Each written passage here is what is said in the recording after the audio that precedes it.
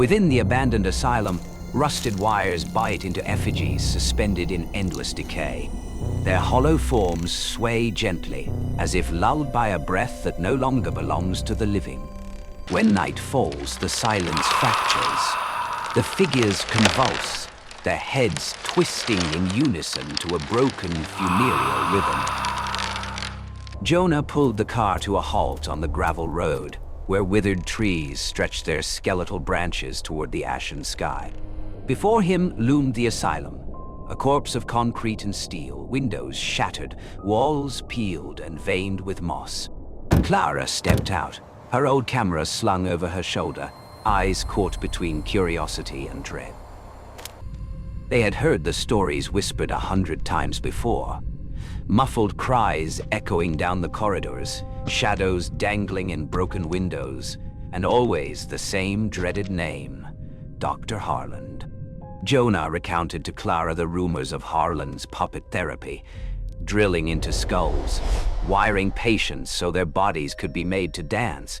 Many dismissed it as grotesque folklore, but others swore those experiments were the very reason the asylum was shuttered overnight. They pushed at the rust-eaten steel doors. Lingers screamed, the sound dragging down the hallway like metal tearing bone. Inside, the stench of ancient disinfectant mingled with mildew, as though the air itself had been trapped since the 60s. Clara lifted her camera, snapping shot after shot. Rusted bed frames, suffocating corridors, padded cells gone rotten with mold. Jonah led the way, jotting notes. Clara said nothing, only pressed her shutter again, as though afraid the building's truth might vanish if she didn't capture it fast enough. Darkness thickened as daylight drained from the high windows, swallowing the halls whole.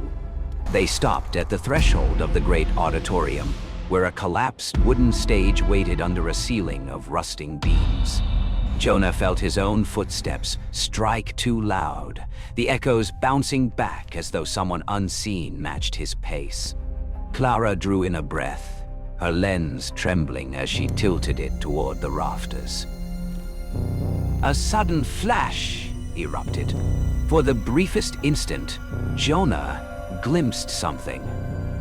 Someone suspended high above. Then blackness reclaimed it.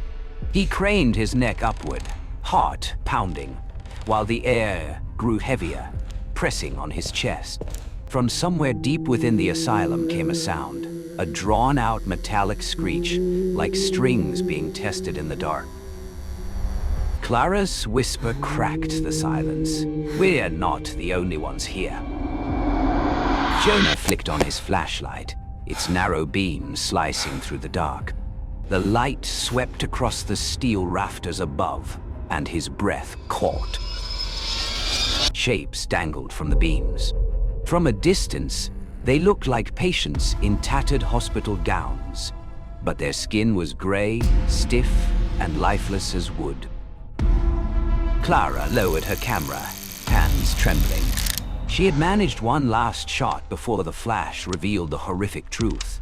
One of the figures twitched, a hand jerking slightly, its neck bent at an unnatural angle as if yanked by invisible reins.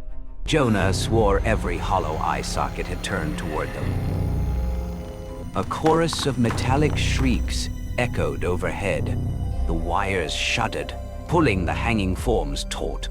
Then they moved, not with the fluidity of the living, but stiff and jerky, like wooden marionettes forced to dance. Heads snapped in unison, arms lifted, legs curled, all to a rhythm only they could hear. Jonah staggered back against the wall, cold sweat breaking across his skin. He remembered the patient files he'd studied, rumors of skulls drilled open, wires fed into spines, bodies turned into living puppets. He had never believed it, not until now. Clara clutched his arm, whispering, They're still being controlled, but by who?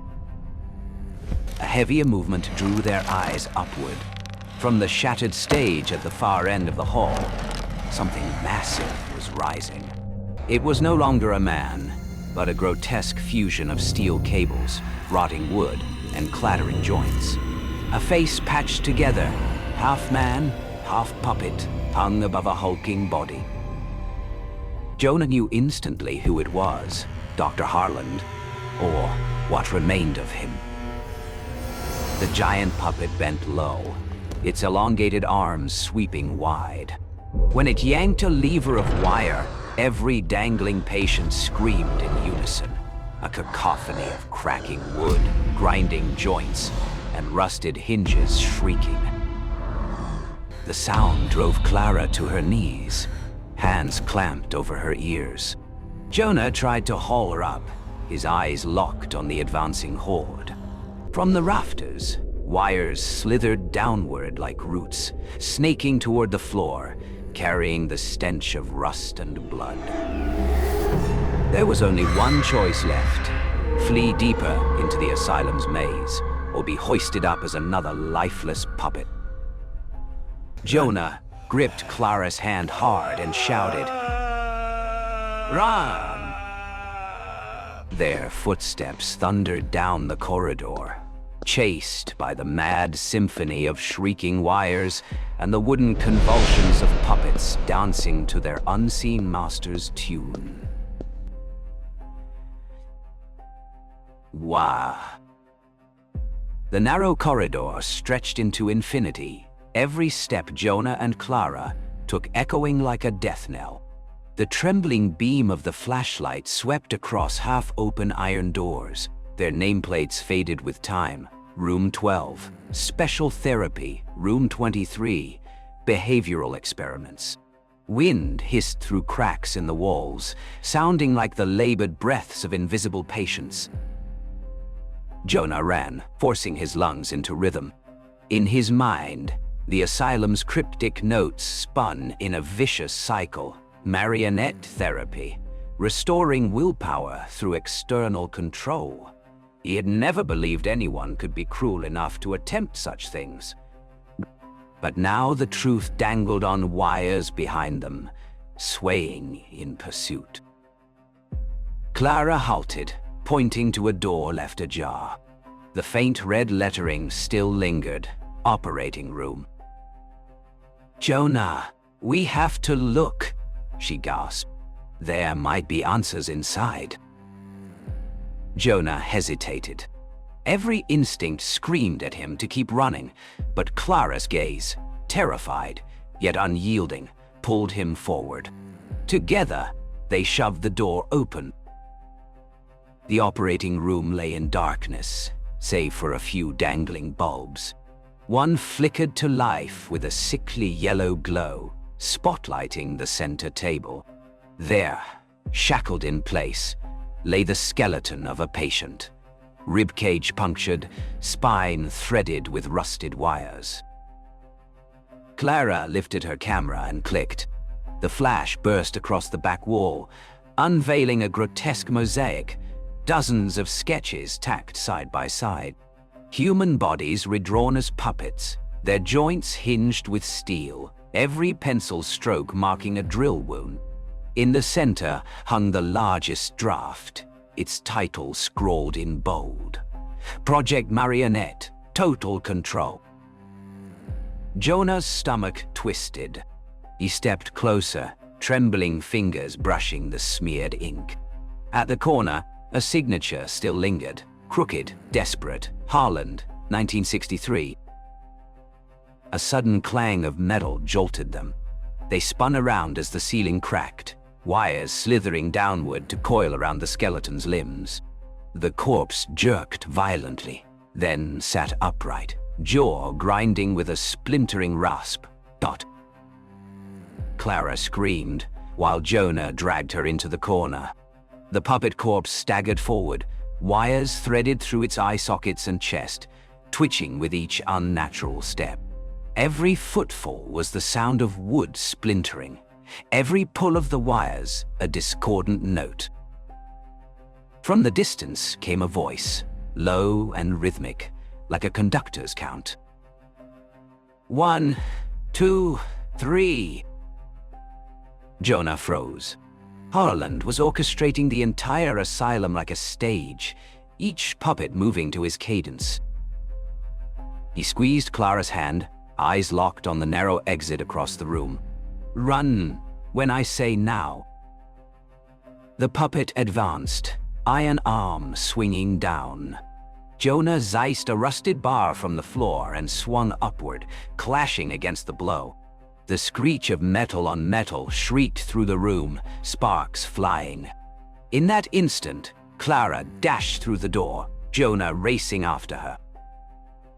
They plunged into another corridor, leaving behind the relentless beat echoing through the asylum, louder, heavier, as if the building itself had a pulse.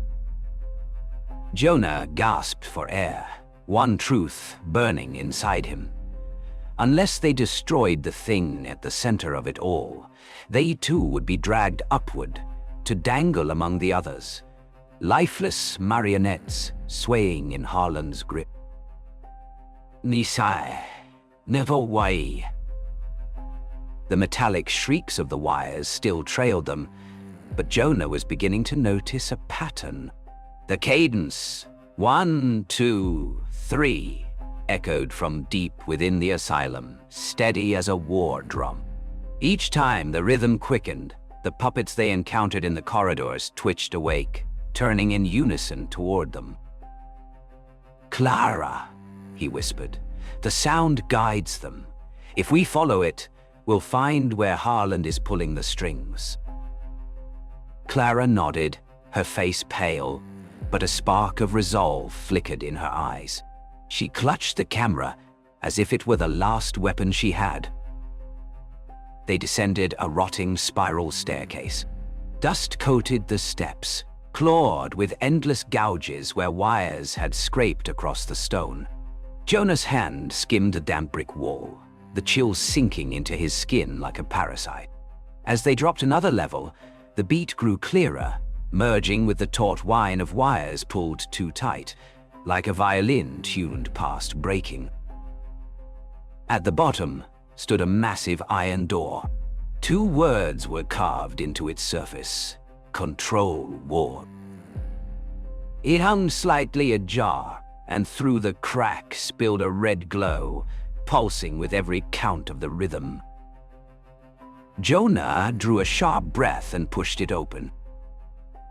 Inside lay a circular chamber, its ceiling a high dome from which hundreds of wires dangled like metallic roots. Each tether fed into colossal gears that churned with a grinding tempo. And at the very center, enthroned upon a towering chair, sat the husk of Dr. Harland. His body was no longer whole. Half his face had rotted away, yet his eyes remained open, milky and unblinking. Wires pierced his ribs, spine, even the skull itself, latching him into the machinery. Each turn of the gears yanked his body in violent spasms, and with every jolt came the thunder of puppets shifting above. Clara covered her mouth, choking back a scream. Jonah could not look away. This was no mere mad doctor.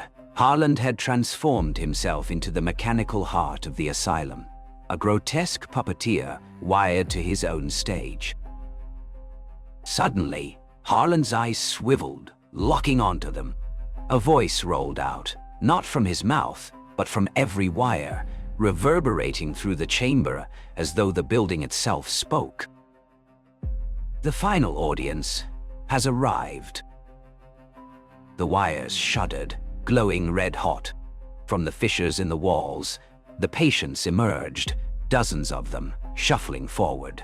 Wooden hands and iron limbs scraped across the floor, closing the circle.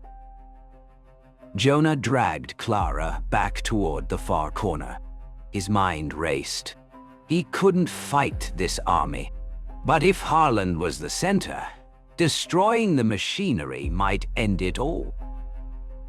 "Clara, listen," he hissed, urgent. "We have to break the main gear. If it stops, everything stops with it." Clara swallowed hard, then nodded. She clutched the camera tighter, ready to hurl it if it meant shattering steel. The puppets advanced, the circle closing in. Harlan's laughter rattled through the dome, blending with the screech of grinding gears, a death orchestra swelling to crescendo. Jonah tightened his grip on the rusted iron bar, eyes locked on the glowing heart of the machine. There was only one chance, to strike before the wires closed in, before they too were bound, suspended among the Asylum's collection of lifeless marionettes. Wah! Jonah tightened his grip on the iron rod, his heart pounding like a war drum. The puppets closed in, their hollow eyes gleaming, wires shrieking as they strain. At the center, Harlan convulsed with each grinding turn of the gears, half his ruined face curled into a grotesque smile. The audience must join the final act. His voice echoed through the dome, drawn out like a warped lullaby.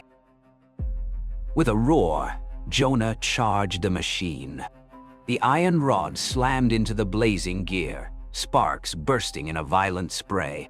The mechanism shuddered, wires slackened, and the puppets staggered in confusion. Clara screamed his name, her eyes wide with terror. But Harlan would not yield. Wires lashed down from the rafters, coiling around Jonah's arm, wrenching him into the grinding maw. His body jolted violently, blood streaking across steel, mingling with the pulsing red glow.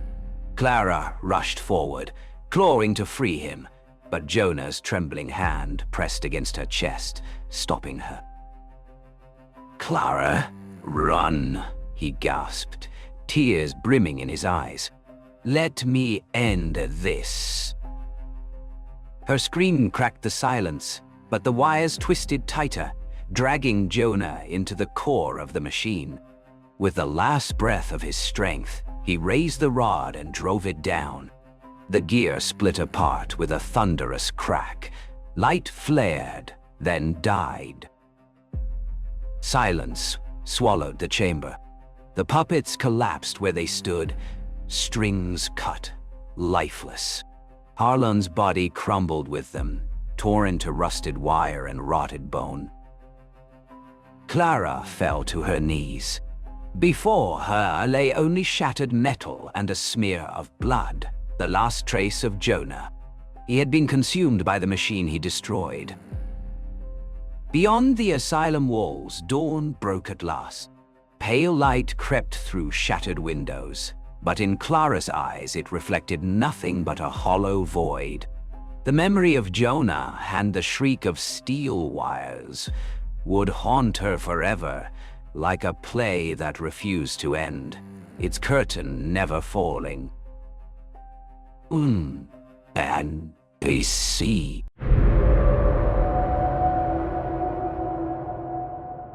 It was close to midnight. The house was silent, empty except for me in the living room. The faint glow of the old TV flickered against the walls like the last breath of a dying flame. Outside, the sky was suffocating under heavy clouds. No stars, no moon. The windows had stopped being glass and turned into dark mirrors, reflecting only myself. Small, fragile, alone in a hollow space.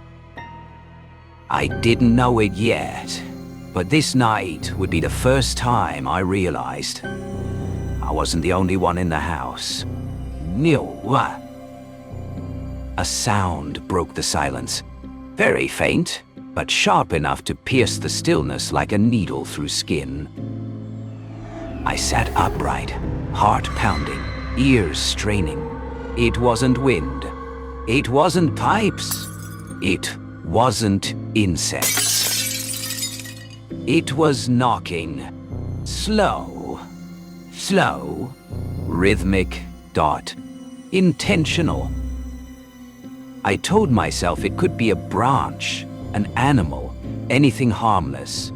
But the rhythm, it wasn't random. It was calling to me. Wusao. I grabbed the flashlight and stepped onto the creaking wooden floor. The hallway stretched ahead, thick with shadows. The kitchen, empty. The family room, still. The knocking was louder now, coming from the window at the far end of the hall. I turned the corner. Nothing. The sound stopped. My beam cut through the glass into the yard. Nothing but darkness, as if the night itself was watching me back. I forced myself to believe it was my imagination, but sweat chilled my spine, and my hand wouldn't stop shaking. No. I went back to the couch, the TV murmuring low. But my eyes betrayed me, flicking back toward the dark hallway again and again. Then it returned. Not a knock this time, a violent bang. The house shook. I rushed toward the noise. The back door stood slightly ajar, cold air spilling in. And in the yard, there was a figure. What? It stood at the edge of the light. Too tall. Too thin. Its limbs bent at wrong angles. Head twisted almost completely around. From the hollow sockets, light glared back like animal eyes.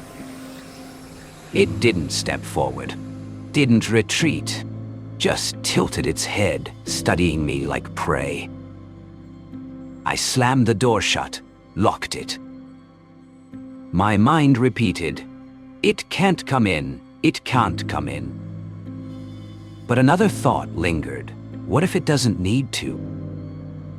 A shiver tore through me. Something brushed the back of my neck. Ice cold. I spun around, screaming. Nothing, but my skin burned, as though scratched by fingernails. I bolted for the living room and froze. My wrist was seized in an iron grip, invisible, unyielding. I was yanked backward, crashing to the floor, breathless. Then a hand, damp and rotting, slammed over my mouth. The stench of decay flooded my nose. I gagged, suffocating, thrashing in blind panic. A voice rasped against my ear. "Stay with me." I ripped free, scrambling back, sobbing. My skin bore 5 raw gouges, bleeding. Wanaba. I staggered toward the sofa, shaking. The TV blared suddenly, switching channels, then froze. The screen showed me, sitting right there, trembling. But behind me in the image, a tall, stretched shadow loomed, its hands reaching down. And then I felt it, the icy weight of its fingers curling around my shoulders. My throat locked. My legs refused to move. I knew I wasn't alone anymore. And the most terrifying part wasn't that the knocking had stopped. It was that it was already inside. Amu, hi. The room drowned in darkness as the TV snapped off. A chorus of whispers filled the silence. "Don't fight. You can't escape." I shut my eyes tight, but the breath against my ear wasn't mine. That night, I didn't just lose sleep. I lost the last place I thought was safe.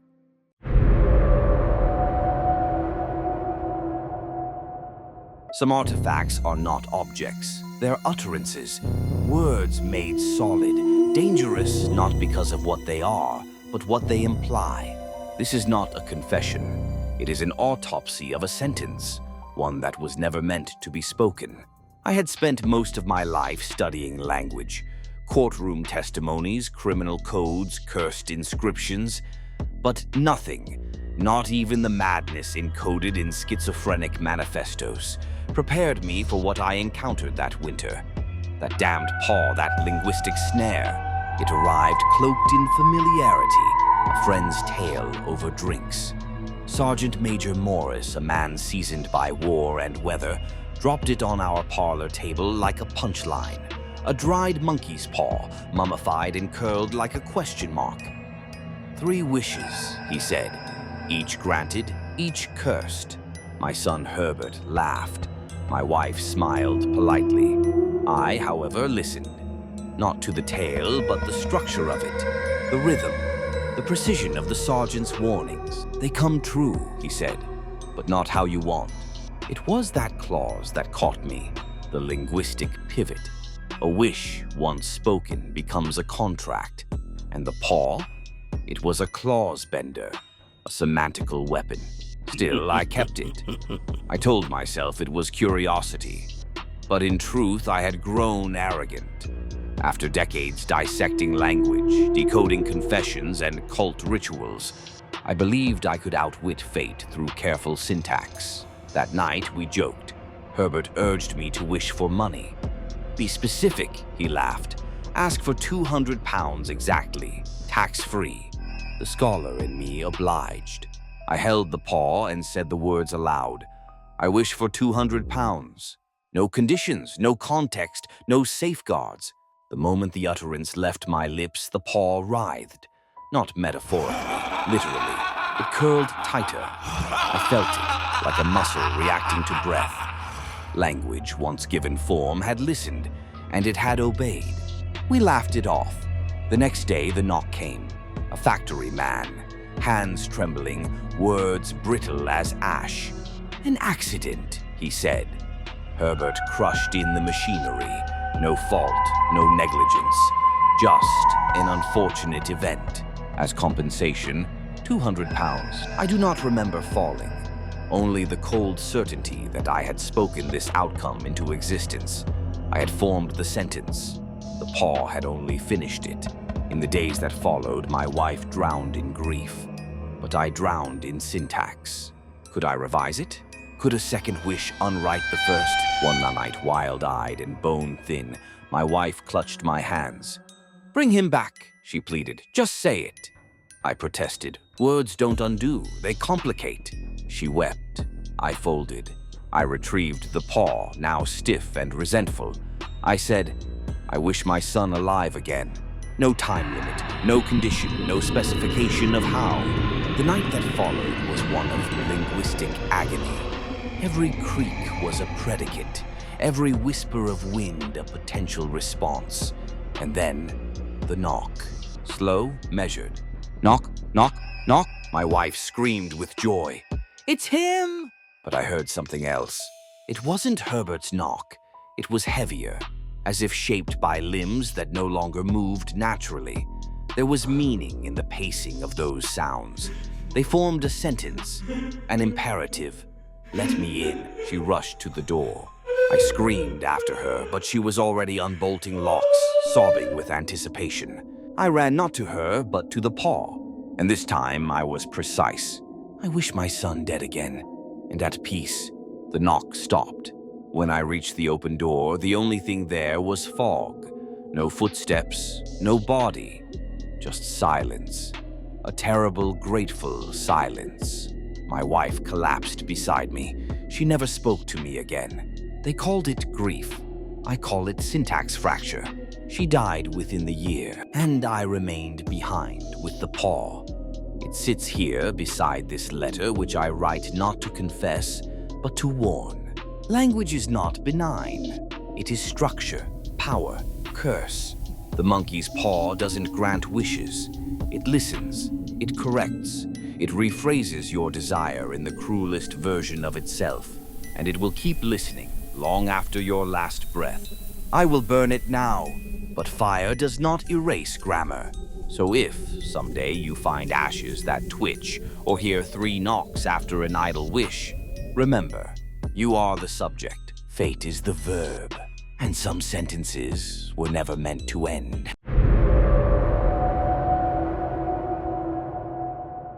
It was one of those suffocating weeknights where silence feels heavier than noise, and the walls of your apartment seem to close in a little tighter with every passing hour. Restless, I scrolled endlessly through Tinder, half out of boredom, half out of desperation for distraction. That's when her profile appeared, bright selfies with perfectly rehearsed smiles, witty captions dripping with playful sarcasm, and one photo of her with a tabby cat perched across her shoulders.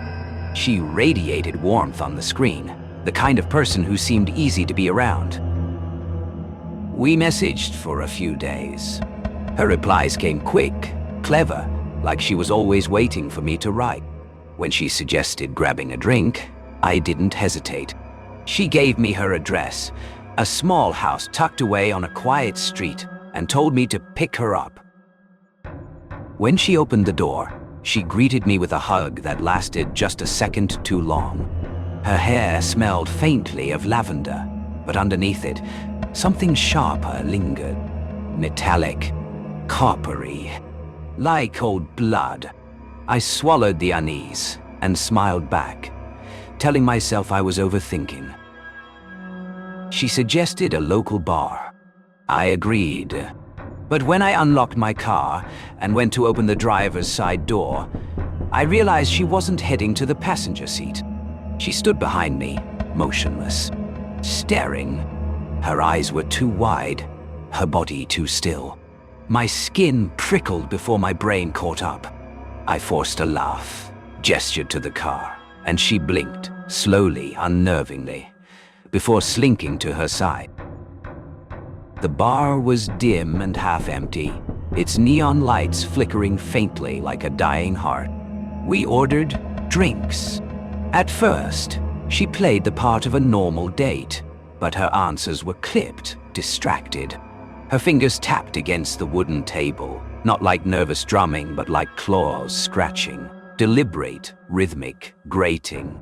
Each sound burrowed under my skin. Halfway through the second drink, she asked if I had pets. I said no. Disappointment clouded her face, followed by something stranger. Hunger. She leaned forward, lips curling into a smile that never touched her eyes. In a low whisper, she told me about her fetish. Not for cats, of cats. She bragged about convincing people to crawl for her, purr for her, obey her every command. She described it in disturbing detail, how she scratched them until they bled, how she made them lap milk from bowls on the floor. The air grew thick and foul with every word. Her throat vibrated with a sound, low, guttural, like a cat's growl. I forced a chuckle, mumbled something about heading home. She just stared at me, eyes unblinking, lips twitching. Finally, she nodded. Relief flooded me. But outside, she asked softly, "Can we go back to your place, just for a little while?" Against my better judgment, I agreed. Inside my apartment, her mask slipped entirely. She didn't sit. She didn't speak. She dropped to all fours, crawling across the floor, her nails dragging long screeches into the wood. She purred and hissed, her movements jerky, wrong. I grabbed my phone, but she lunged, snatching it from my hands, hissing through her teeth. Then she bolted into the kitchen, clattering against the counter. When she turned back toward me, she had a knife, its dull butter edge glinting like a promise. Her smile stretched too wide, splitting her lips until they trembled. I told her to leave. She laughed. It wasn't human laughter. It broke, cracked, a choking sound halfway between a sob and a hiss. Then she came at me. I ran. She slashed at the air behind me, the knife scraping the wall, leaving jagged lines. She crawled after me at first, then sprinted upright, barefoot slaps echoing against the floor. I barely made it to the door, shoving it open and stumbling into the night air. My lungs burned as I sprinted down the street. I didn't stop running until the neon glow of a 24-hour gas station lit my path. When I turned back, the street was empty. I never heard from her again. Not a text, not a call, nothing. But sometimes late at night, when the world is dead quiet, I hear it, soft scratching at my door. Sometimes a faint, wet sound, like a tongue dragging across wood. And once, just once, I swear I heard her whisper through the crack. "Kitten, let me in. You're mine."